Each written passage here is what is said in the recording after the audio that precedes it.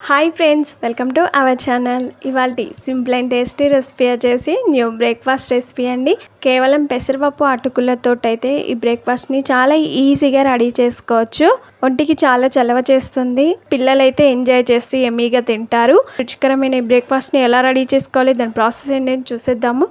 ముందుగా స్టవ్ పైన ఒక చిన్న ప్రెషర్ కుక్కర్ పెట్టుకొని అందులో 1/2 కప్ వరకు పెసరపప్పు వేసుకోవాలి. ఈ పెసరపప్పు సన్నని సెగ పైన మంచి కలర్ వచ్చేంత వరకు వేయించుకోవాలి. కొంచెం కలర్ వచ్చేంత వరకు వేయించుకున్న తర్వాత ఇప్పుడు ఇలా వేయించి పెట్టుకున్న పెసరపప్పులో నీళ్లు పోసి ఒక 2-3 సార్లు బాగా కడగాలి. తర్వాత ఇంకొన్ని నీళ్లు పోసి ఇందులో 1 రెమ్మ కరివేపాకు, 1/2 టీ స్పూన్ వరకు పసుపు, 1 స్పూన్ వరకు నూనె, అలాగే 1/2 టీ స్పూన్ వరకు ఉప్పు వేసి ఒకసారి బాగా కలుపుకొని కుక్కర్పై మూత పెట్టి 4-5 విజిల్స్ వచ్చేంత వరకు ఉడికించుకోవాలి. అంటే పప్పుని మెత్తగా ఉడికించుకోవాలి. ఇప్పుడు ఈ పప్పుని పొయ్యి పైన పెట్టుకొని వేరొక బౌల్ని తీసుకొని అందులో 1 కప్పు వరకు అటుకులని వేసుకోవాలి.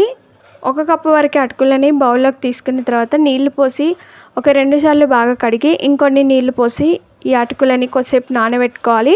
మనకి పప్పు ఉడికే లోపల అటుకులు అయితే సాఫ్ట్గా నానిపోతాయి. ఇప్పుడు వీటిని పక్కన పెట్టేద్దాం. ఇంకొక పక్కన పప్పును ఉడికించుకుంటున్నాం కదా, 4-5 విజిల్స్ వచ్చాయండి. 5 విజిల్స్ వచ్చిన తర్వాత ప్రెషర్ మొత్తం పోయిన తర్వాత కుక్కర్ పై మూతని మెల్లగా తీసుకోవాలి. మంచి సువాసనతో పప్పు అయితే ఉడికిపోయింది. చూడండి, పప్పు అయితే ఈ విధంగా మెత్తగా ఉడికించుకోవాలి. మనం ముందే అటుకులను నానబెట్టి పెట్టుకున్నాం కదా, ఈ అటుకుల నుండి వాటర్ అంతా పిండి అటుకులను మాత్రం పప్పులోకి వేసుకోవాలి. తీసుకున్న అటుకులన్నిటిని కూడా నీళ్లు లేకుండా గట్టిగా పిండి పప్పులోకి వేసుకున్న తర్వాత ఒకసారి బాగా కలుపుకోవాలి. చూడండి, ఇది కొంచెం గట్టిగా అయిపోయింది కదా. ఇప్పుడు ఇందులో 1.5 కప్పు వరకు నీళ్లు పోసుకోవాలి. మనం ఏ కప్తోనైతే అటుకులను తీసుకున్నామో అదే కప్తో 1.5 కప్పుల వరకు అయితే నీళ్లు పోయాలి. నీళ్లు పోసి ఒకసారి బాగా కలుపుకోవాలి. ఉండలేవి లేకుండా బాగా కలుపుకోవాలి. అలాగే ఇందులో రుచికి సరిపడా ఉప్పు కూడా వేసుకొని ఒకసారి బాగా కలుపుకోవాలి. ఒక 5 నిమిషాల పాటు ఇలాగే ఉంచి ఉడికించుకుంటే మనకి అటుకులు మరింత సాఫ్ట్గా ఉడికిపోతాయి. దగ్గర అయ్యేంతవరకు ఉడికించుకోవాలి. ఇది ఉడికే లోపల ఒక చిన్న రోల్ని తీసుకొని అందులో కారానికి సరిపడా పచ్చిమిర్చి తీసుకోవాలి. ఇందులో ఒక 7-8 మిరియాలు, 1/2 ఇంచు అల్లం ముక్కని ఇలా కొంచెం ముక్కలుగా కట్ చేసి వేసుకొని ఇప్పుడు దీన్ని కచ్చా పచ్చగా దంచి పెట్టుకోవాలి. చూడండి, పచ్చిమిర్చిని ఈ విధంగా కచ్చా పచ్చగా దంచిన తర్వాత స్టవ్ పైన ఒక పోప్ ప్యాన్ పెట్టుకొని అందులో 4-5 స్పూన్ల వరకు నూనె పోయాలి. నూనె వేడిన తర్వాత 1/2 టీ స్పూన్ ఆవాలు, 3/4 టీ స్పూన్ వరకు జీలకర్ర వేయాలి. అలాగే ముందుగా దంచి పెట్టుకున్న పచ్చిమిర్చి పేస్ట్ కూడా వేసుకోవాలి. అల్లం, పచ్చిమిర్చి, మిరియాలు వేసి దంచాం కదా, దాన్ని ఇప్పుడు ఈ పోపులోకి వేసి ఇదంతా పచ్చివాసన పోయేంత వరకు కొద్దిసేపు ఫ్రై చేసుకోవాలి. మనం పచ్చివే వేసి దంచాం కాబట్టి ఇదంతా పచ్చివాసన పోయేంత వరకు ఫ్రై చేసుకోవాలి. ఇది ఎంత బాగా ఫ్రై చేసుకుంటే ఆ ఫ్లేవర్తో మనకి బ్రేక్ఫాస్ట్లోకి చాలా రుచిగా ఉంటుంది. ఈ కన్సిస్టెన్సీలో వచ్చేంత వరకు ఉడికించుకున్న తర్వాత దీనిని అంతా కూడా ఒక సర్వింగ్ బౌల్లోకి తీసుకోవాలి. పచ్చిమిర్చి పేస్ట్ అంతా కూడా పచ్చివాసన పోయేంత వరకు బాగా ఫ్రై చేసుకున్న తర్వాత ఇందులో ఒక 1/4 టీ స్పూన్ వరకు ఇంగువ, అలాగే 1/4 టీ స్పూన్ వరకు పసుపు వేసి ఒకసారి బాగా కలుపుకోవాలి.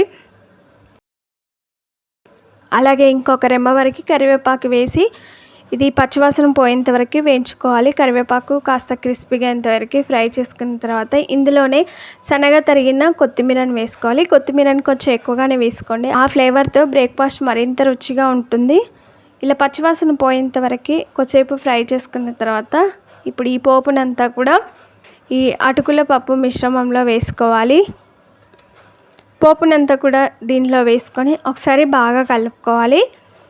మనం వేసుకున్న ఈ పోపు అంతా కూడా బ్రేక్ఫాస్ట్కి కలిసేలాగా బాగా కలుపుకొని చిన్న చిన్న సర్వింగ్ బౌల్స్లోకి కానీ లేదు అంటే ప్లేట్లోకి కానీ తీసుకొని సర్వ్ చేసుకుంటే అంతేనండి. చూస్తేనే కమ్మగా తినాలనిపించే కమ్మని పెసరపప్పు అటుకులతో పొంగలైతే రెడీ అయిపోయిందండి. ఇది ఎంత బాగుంటుందనేది మాటలలో చెప్పలేము, అంత బాగుంటుంది. మార్నింగ్ బ్రేక్ఫాస్ట్లోకి అయితే అదిరిపోవాల్సిందే. మీరు కావాలనుకుంటే పోపు నెయ్యితో వేసుకున్నా కూడా ఆ ఫ్లేవర్ అంతా బ్రేక్ఫాస్ట్కి చాలా బాగా పట్టి ఇంకా బాగా రుచిగా ఉంటుంది. మీరు కావాలనుకుంటే ఇందులో నిమ్మకాయ పిండిని సర్వ్ చేసుకోవచ్చండి. పుల్ల పుల్లగా భలే రుచిగా ఉంటుంది. మరి ఈ సింపుల్ అండ్ కమ్మని తక్కువ టైంలో ఈజీగా అయిపోయే బ్రేక్ఫాస్ట్ని ఇలా చేసుకొని వేడివేడిగా సర్వ్ చేసుకున్నట్లయితే కమ్మగా కడుపు నిండా తినేస్తారు. మరి ఈ కమ్మనైన ఒంటికి చలవ చేసే కమ్మని బ్రేక్ఫాస్ట్ రెసిపీని ఎలా రెడీ చేసుకున్నామో చూసారు కదా. మరి తప్పక ట్రై చేస్తారు కదా. మరి ఇలాంటి ఎన్నో వెరైటీ రెసిపీస్ కోసం మా ఛానల్ని సబ్స్క్రైబ్ చేసుకోండి. Thanks for watching. Bye bye.